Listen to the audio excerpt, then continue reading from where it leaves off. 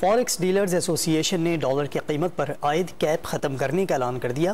Chairman forex dealers ایسوسی ایشن ملک بوستان کا کہ ڈالر کی قیمت میں استحکام کے لیے کیپ لگایا، لیکن اس کے منفی اثرات سامنے آئے۔ ڈالر مارکیٹ سے دستیاب نہیں بلکہ بلیک مارکیٹ میں مہنگے داموں فروخت ہو رہا ہے۔ ڈالر کی قیمت کو مزید کیپ نہیں کر سکتے، اس سلسلے میں اسٹیٹ بینک کو آگاہ کر دیا ہے۔ وقتی طور پہ انٹرسٹ آف کنٹری جو ہے یہ کیپ جو ہم نے ڈالر پہ لگایا تھا کہ ڈالر کا ریٹ شاید بڑھے گا ہی نہیں ہمارے کیپ لگانے سے، تو وہ بڑا نیگیٹو ثابت ہوا۔ اس کی بجائے ڈالر کا ریٹ کم ہونے کے الٹا بڑھ گیا، مارکیٹ میں ڈالر دستیاب بھی نہیں ہے، بلیک مارکیٹ جس کی وجہ سے وجود میں آ گئی۔